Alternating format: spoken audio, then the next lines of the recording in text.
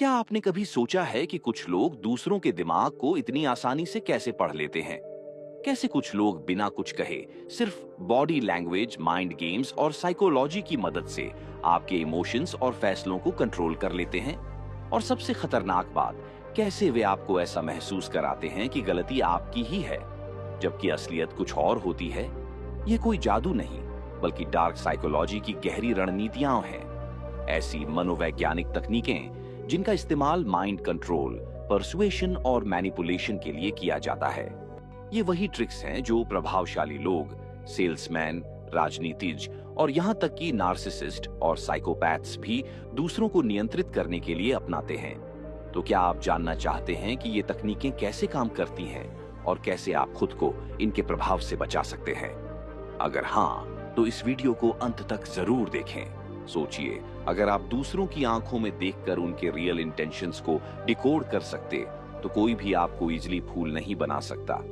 Imagine करें कि आप किसी से बात कर रहे हैं और सिर्फ उसके छोटे छोटे फेशियल एक्सप्रेशन से ये समझ जाते हैं कि वह सच बोल रहा है या झूठ। सोचिए, अगर आप बॉडी लैंग्वेज के सटल सिग्नल्स को डिकोड करना सीख जाएं, तो कोई भी व्यक्ति आपके सामने फेक नहीं बन पाएगा। अगर आप चाहते हैं कि आपको कोई भी इजीली मैनिपुलेट ना कर सके, अगर आप लोगों के दिमाग को पढ़ना और उनके असली इरादों को समझना सीखना चाहते हैं, तो इस वीडियो को एंड तक जरूर देखें, क्योंकि आज हम वह डार्क सीक्रेट्स रिवील करने वाले हैं जिन्हें जानने के बाद कोई भी आपको इजीली फूल नहीं बना पाएगा। वीडियो शुरू करने से पहले अगर आप साइकोलॉजी और माइंड कंट्रोल की ऐसी ही और वीडियोस देखना चाहते हैं, तो अभी सब्सक्राइब बटन दबा दीजिए और बेल आइकन को प्रेस कर दीजिए, ताकि आपको हमारी हर नई वीडियो की नोटिफिकेशन सबसे पहले मिले। इस वीडियो को लाइक करना ना भूलें, क्योंकि आपका एक लाइक हमें और भी बेहतर कंटेंट बनाने के लिए इंस्पायर करता है। और कमेंट में हमें बताइए कि क्या आपको कभी ऐसा लगा है कि कोई आपको सबटली मैनिपुलेट कर रहा है। आपके थॉट्स और एक्सपीरियंस हमारे लिए बहुत जरूरी हैं। तो अब तैयार हो जाइए इस डीप डाइव के लिए। चैप्टर 1, लोगों को समझने के लिए शरीर भाषा। क्या आपने कभी सोचा है कि बिना एक भी वर्ड बोले हम दूसरों के दिमाग में क्या चल रहा है? ये कैसे समझ सकते हैं? बॉडी लैंग्वेज एक ऐसी सीक्रेट लैंग्वेज है जिसे अगर सही से पढ़ा जाए तो हम किसी के भी इमोशंस, इंटेंशंस और हिडन थॉट्स को डिकोड कर सकते हैं। जब कोई झूठ बोलता है, जब कोई नर्वस होता है या जब कोई आपको इंप्रेस करने की कोशिश करता है, तो उसका शरीर हर चीज को रिवील कर देता है। यही कारण है कि FBI एजेंट, साइकोलॉजिस्ट्स और इवन पॉलिटिशियन बॉडी लैंग्वेज का गहराई से स्टडी करते हैं। AJ एंडरसन की यह किताब हमें सिखाती है कि कैसे हम दूसरों की मूवमेंट्स, जेस्चर और एक्सप्रेशंस को एनालाइज करके उनकी असली भावनाओं को समझ सकते हैं। अगर इतिहास की बात करें तो जूलियस सीजर इस कला में माहिर थे। उन्हें यह समझने की गहरी समझ थी कि उनके सेनापति और सैनिक क्या सोच रहे हैं। जब वह अपने जनरल से मिलते थे तो उनके चेहरे के एक्सप्रेशंस, उनके हाथों की हरकतों और उनकी चाल को ऑब्जर्व करते थे।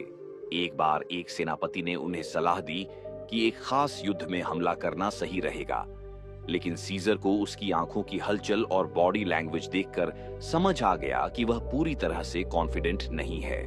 उन्होंने उस एडवाइस को रिजेक्ट कर दिया और बाद में पता चला कि अगर उन्होंने उस सेनापति की बात मानी होती तो उनकी सेना को भारी नुकसान उठाना पड़ता।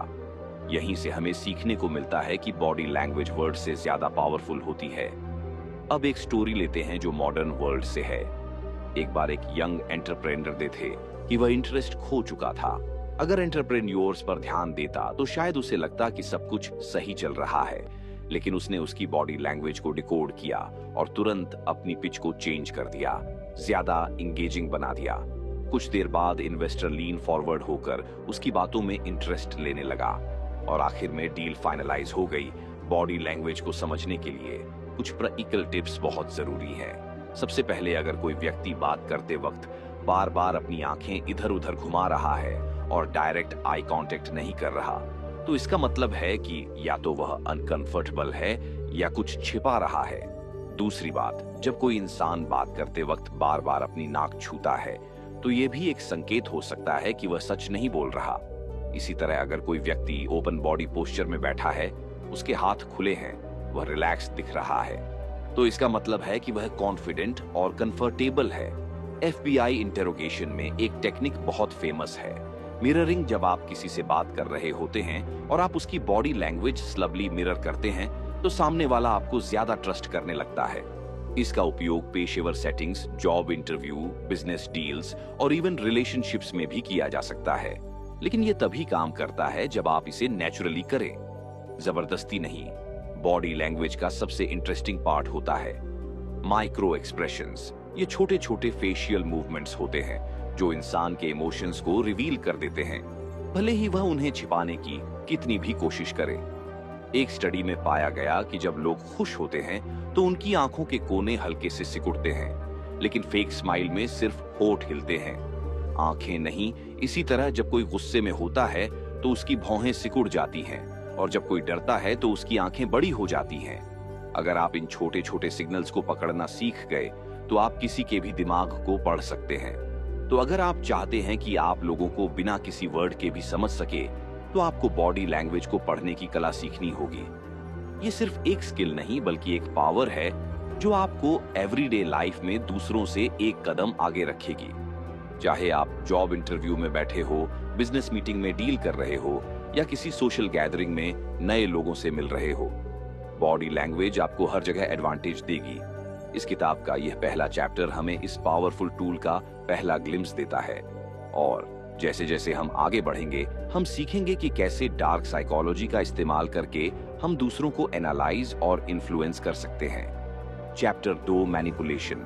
क्या आपने कभी सोचा है कि कुछ लोग दूसरों को इतनी आसानी से इन्फ्लुएंस और कंट्रोल कैसे कर लेते हैं? कैसे वे अपने वर्ड्स और एक्शन से लोगों के इमोशंस को मैनिपुलेट करके अपनी बात मनवा लेते हैं। मैनिपुलेशन एक ऐसी साइकोलॉजिकल स्किल है जो सही तरीके से इस्तेमाल की जाए तो पर्सवेजन बन जाती है, और गलत तरीके से इस्तेमाल हो तो यह एक खतरनाक हथियार भी साबित हो सकती है। इस अध्याय में हम सीखेंगे कि मैनिपुलेशन कैसे काम करती है, इसे कैसे पहचाना जाए और कैसे इससे बचा जाए। अगर इतिहास में देखें तो एडोल्फ हिटलर मैनिपुलेशन का सबसे बड़ा उदाहरण था। उसने अपने वर्ड्स, बॉडी लैंग्वेज और पब्लिक स्पीकिंग स्किल्स का इस्तेमाल करके पूरे जर्मनी को अपने पक्ष में कर लिया। वह जनता की भावनाओं को भड़काने के लिए केयरफुली चुने गए शब्दों का इस्तेमाल करता था, लोगों को एक कॉमन एनिमी दिखाता था और फिर खुद को एक मसीहा के रूप में प्रस्तुत करता था। ये मैनिपुलेशन की सबसे खतरनाक फॉर्म थी जिसने पूरी दुनिया को युद्ध की आग में झोंक दिया। लेकिन मैनिपुलेशन हमेशा नकारात्मक नहीं होती। अगर इसे एथिकल तरीके से इस्तेमाल किया जाए तो यह एक पावरफुल कम्युनिकेशन टूल बन सकती है। स्टीव जॉब्स को देखिए, उन्होंने अपने एम्प्लॉयज और कस्टमर्स को इस तरह से इन्फ्लुएंस किया कि एल के प्रोडक्ट को सिर्फ टेक्नोलॉजी नहीं बल्कि एक रेवोल्यूशन की तरह देखा जाने लगा। वे अपने विजन को इतनी स्ट्रैंग पेश करते थे कि लोग उनके आइडियाज से हिप्नोटाइज्ड हो जाते थे। उन्होंने इमोशंस को ट्रिगर करने वाली लैंग्वेज का इस्तेमाल किया जिससे लोग उनके ब्रांड से इमोशनली कनेक्ट होने लगे। अब एक मॉडर्न कहानी पर आते हैं। एक सेल्स एग्जीक्यूटिव था जिसे हर महीने हाई टारगेट्स पूरे करने होते थे। उसने देखा कि अगर वह सीधे प्रोडक्ट बेचने की कोशिश करता तो लोग इंटरेस्ट नहीं लेते। तब उसने एक सुबोल मैनिपुलेशन टेक्निक अपनाई।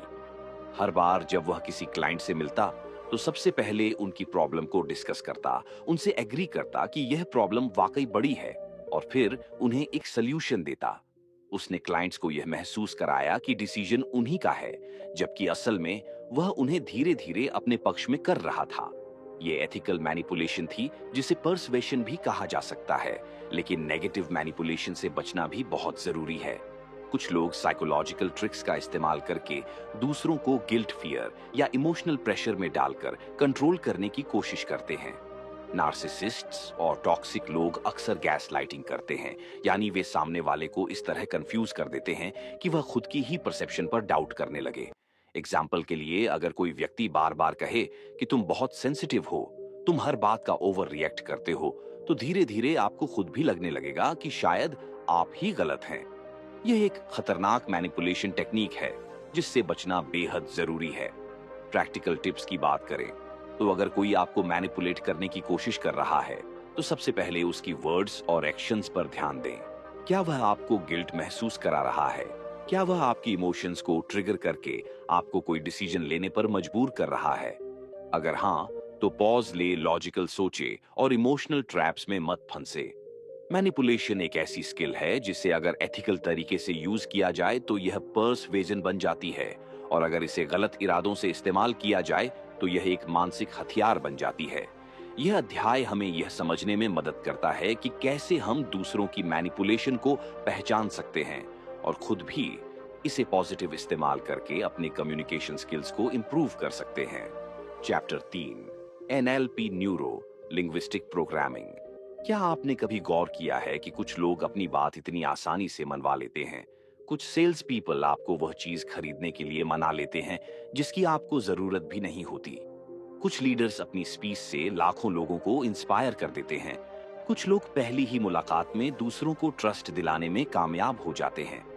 ये कोई जादू नहीं, बल्कि न्यूरो लिंग्विस्टिक प्रोग्रामिंग एनएलपी की कला है। यह एक पावरफुल साइकोलॉजिकल टेक्निक है जिसे सही से समझ लिया जाए तो आप न सिर्फ दूसरों के विचारों और इमोशंस को समझ सकते हैं, बल्कि उन्हें सप्ली इन्फ्लुएंस भी कर सकते हैं। अगर इतिहास में देखें तो मिल्टन ना, जो कि एक महान हिप्नोथेरेपिस्ट थे, उन्होंने लोगों के अनकॉन्शियस माइंड को इन्फ्लुएंस करने के लिए स्पेशल लैंग्वेज पैटर्न्स और बॉडी लैंग्वेज टेक्निक्स का इस्तेमाल किया। उनकी मेथड्स इतनी इफेक्टिव थी कि उन्होंने बिना सीधे हिप्नोसिस किए भी लोगों की सोच को बदल दिया। यही एनएलपी का बेस बना। बाद में रिचर्ड बैंडलर और जॉन ग्राइंडर ने 87 में इस कॉन्सेप्ट को डेवलप किया और इसे न्यूरो लिंग्विस्टिक प्रोग्रामिंग नाम दिया। उन्होंने यह समझने की कोशिश की कि कुछ लोग नेचुरली इतने परसिव्स कैसे होते हैं, और फिर उन पैटर्न्स को डिकोड करके एक सिस्टम तैयार किया जिसे कोई भी सीख सकता था। एनएलपी 3 शब्दों से बना है। न्यूरो यानी हमारा दिमाग किस तरह जानकारी को प्रोसेस कर सकता है, करता है। लिंग्विस्टिक यानी भाषा किस तरह हमारे विचारों को शेप करती है, और प्रोग्राम गमिंग यानी हम अपने थॉट पैटर्न्स और बिहेवियर्स को किस तरह रिप्रोग्राम कर सकते हैं। आसान शब्दों में कहे तो एनएलपी वह तरीका है जिससे हम अपने और दूसरों के सबकॉन्शियस माइंड को समझकर उसे कंट्रोल कर सकते हैं। एक बार एक थेरेपिस्ट के पास एक व्यक्ति आया जो अपने जीवन में बहुत नेगेटिविटी महसूस कर रहा था।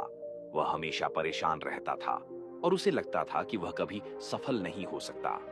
थेरेपिस्ट ने उससे कहा कि हर बार जब वह अपने आप को असफल सोचे तो वह अपनी पोस्चर को चेंज करे, अपनी आवाज को थोड़ा तेज करें और अपने हाथ को एक खास तरीके से मूव करें।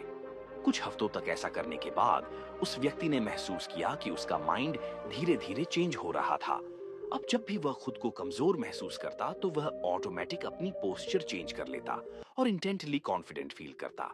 ये एनएलपी की एंकरिंग टेक्निक थी जिसमें कोई भी व्यक्ति अपने थॉट्स और इमोशंस को कॉन्शियसली प्रोग्राम कर सकता है। एनएलपी में मिररिंग एक और बहुत पावरफुल टेक्निक है। जब कोई व्यक्ति किसी के बॉडी लैंग्वेज और स्पीच पैटर्न को स्ली मिरर करता है तो सामने वाला व्यक्ति उसे ज्यादा ट्रस्ट करने लगता है।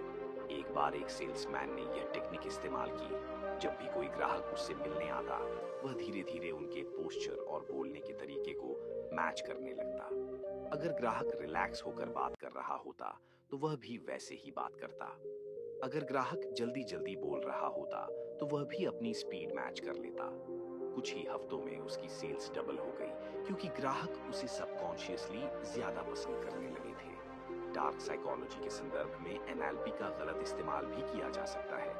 कई मैनिपुलेटिव लोग एनएलपी की टेक्निक्स को दूसरों को गिल्ट महसूस कराने, कंफ्यूजन में डालने या उनकी सोच को कंट्रोल करने के लिए इस्तेमाल करते हैं।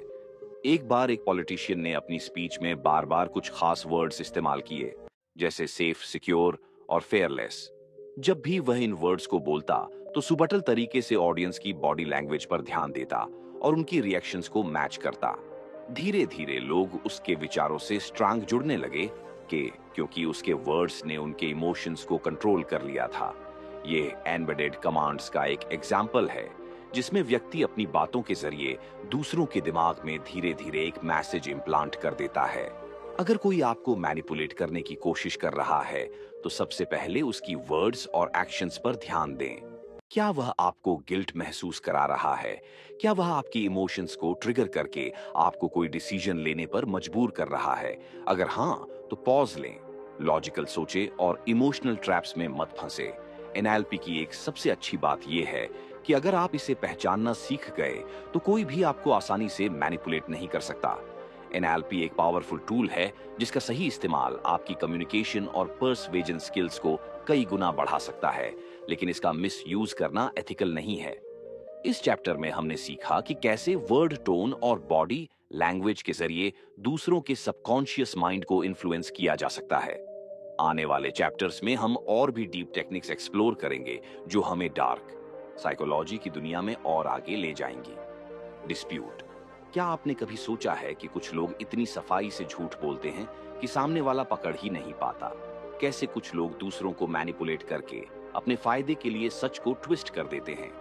डिसेप्शन यानी धोखा एक ऐसी साइकोलॉजिकल स्किल है जिसका इस्तेमाल कुछ लोग दूसरों को बेवकूफ बनाने, गिल्ट महसूस कराने या कंट्रोल करने के लिए करते हैं। ये डार्क साइकोलॉजी का सबसे खतरनाक पहलू है, क्योंकि इसमें ट्रुथ को इस तरह से डिस्टॉर्ट किया जाता है कि विक्टिम को पता ही नहीं चलता कि उसके साथ क्या हो रहा है। अगर इतिहास में देखें तो फ्रैंक अबाक का नाम डिप्यूज के सबसे बड़े मास्टर्स में लिया जाता है। वह एक ऐसा व्यक्ति था जिसने बिना किसी डिग्री के खुद को डॉक्टर, लॉयर और एयरलाइन पायलट तक साबित कर दिया था। उसने फॉर्ज डॉक्यूमेंट बनाए, अपनी बॉडी लैंग्वेज और स्पीच पैटर्न्स को परफेक्ट कंट्रोल किया और दूसरों को भरोसा दिलाने में कामयाब हो गया कि वह वही है जो वह दावा कर रहा था। बाद में एफबीआई ने उसे पकड़ लिया, लेकिन उसकी डिसेप्शन टेक्निक्स इतनी पावरफुल थी कि एफबीआई ने उसे ही अपने फ्रॉड डिटेक्शन प्रोग्राम में शामिल कर लिया। डिसेप्शन सिर्फ वर्बल कम्युनिकेशन से नहीं होती, बल्कि बॉडी लैंग्वेज और फेशियल एक्सप्रेशन से भी होती है। एक बार एक बिजनेसमैन को शक हुआ कि उसका पार्टनर उससे कुछ छिपा रहा है। जब भी वह किसी डील की बात करता तो उसका पार्टनर अपने चेहरे को हल्का सा छूता, अपनी आंखें बार बार दूसरी तरफ घुमा लेता और उसके हाथ पसीने से भीगे होते। बिजनेसमैन ने माइक्रो एक्सप्रेशंस की स्टडी की थी, जिससे उसे समझ आ गया कि उसका पार्टनर किसी बड़ी चीज को छिपा रहा है। बाद में इन्वेस्टिगेशन करने पर पता चला कि वह करोड़ों की धोखाधड़ी कर रहा था। डार्क साइकोलॉजी में डिसेप्शन के कई टेक्निक्स होते हैं, जैसे गैस लाइटिंग। यह एक खतरनाक मैनिपुलेशन टेक्निक है जिसमें किसी व्यक्ति को यह यकीन दिलाया जाता है कि उसकी खुद की परसेप्शन या मेमोरी गलत है। एग्जाम्पल के लिए, अगर कोई व्यक्ति बार बार कहे, तुम्हें गलत लग रहा है, मैंने ऐसा कभी नहीं कहा, या तुम बहुत ज्यादा सोच रहे हो, तो धीरे धीरे विक्टिम को अपनी ही सोच पर डाउट होने लगता है। यह टेक्निक नार्सिसिस्ट और टॉक्सिक लोगों द्वारा अक्सर इस्तेमाल की जाती है। खासकर अब्यूडोस एग्जाम्पल के लिए, अगर कोई एम्प्लॉय अपने बॉस को यह कहे कि प्रोजेक्ट में कोई प्रॉब्लम नहीं है, लेकिन वह ये मेंशन ना करें कि डेडलाइन पूरी करने के लिए एक्स्ट्रा बजट की जरूरत पड़ेगी, तो यह एक डिसेप्शन है। डिसेप्शन को पकड़ने के लिए कुछ प्रैक्टिकल टिप्स का इस्तेमाल किया जा सकता है। सबसे पहले माइक्रो एक्सप्रेशंस को पढ़ना सीखें। जब कोई व्यक्ति झूठ बोलता है तो उसका चेहरा कुछ मिलीसेकंड्स के लिए असली इमो दिखा देता है। अगर कोई खुश होने का नाटक कर रहा है लेकिन उसकी आंखें थोड़ी सी तनाव में है, तो इसका मतलब है कि वह असली में खुश नहीं है। दूसरा, वर्बल इनकंसिस्टेंसीज पर ध्यान दें। अगर कोई व्यक्ति बार बार अपनी कहानी के डिटेल्स बदल रहा है तो यह एक रेड फ्लैग है। डिसेप्शन को रोकने का सबसे अच्छा तरीका अवेयरनेस और लॉजिकल थिंकिंग है। अगर कोई आपको गिल्ट महसूस कराने की कोशिश कर रहा है या आपको अपनी ही सोच पर डाउट हो रहा है, तो एक स्टेप पीछे हटे और लॉजिकली एनालाइज करें कि क्या हो रहा है। डार्क साइकोलॉजी को समझने का सबसे बड़ा फायदा यही है कि आप दूसरों के मैनिपुलेशन और डिसेप्शन से खुद को बचा सकते हैं। इस किताब का यह आखिरी चैप्टर हमें सिखाता है कि डिसेप्शन सिर्फ वर्ड्स तक सीमित नहीं होता, बल्कि यह इमोशंस, बॉडी लैंग्वेज और इवन मेमोरीज को कंट्रोल करने का एक ऐसा तरीका हो सकता है। अगर हम इसे पहचानना सीख लें तो हम खुद को और दूसरों को साइकोलॉजिकल मैनिपुलेशन से बचा सकते हैं और एक ज्यादा अवेयर और पावरफुल इंसान बन सकते हैं।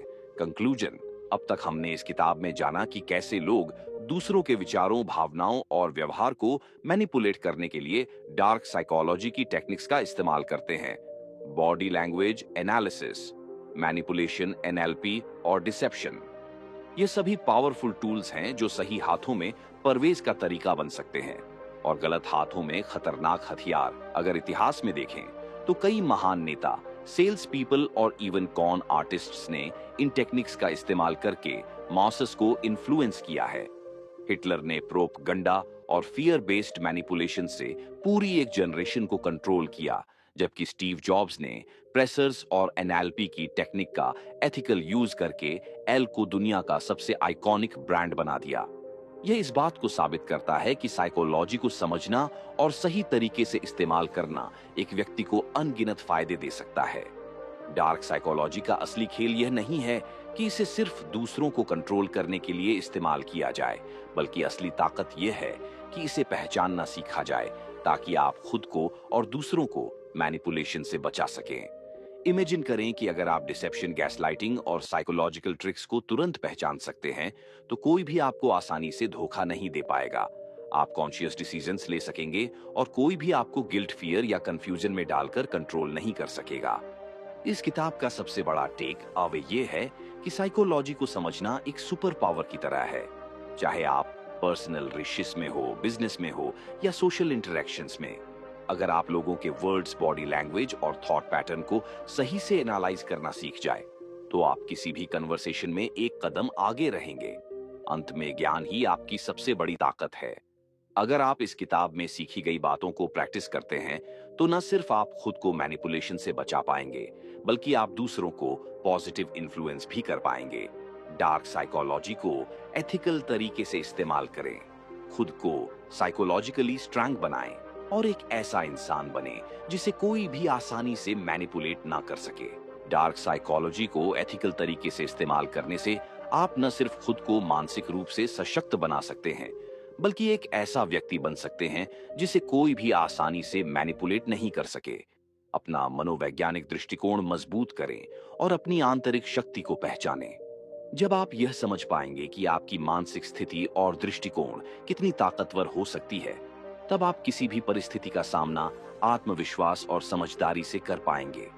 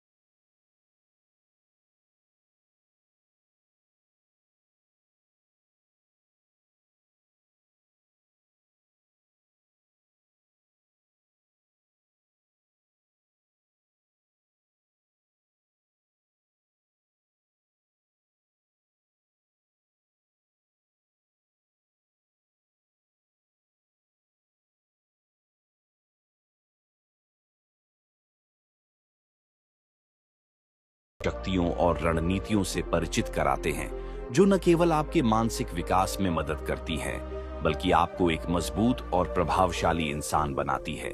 तो चलिए इस यात्रा में हमारे साथ कदम से कदम मिलाकर चलें और खुद को उस स्तर पर पहुंचाएं जहां कोई भी बाहरी ताकत आपके दिमाग को नियंत्रित न कर सके।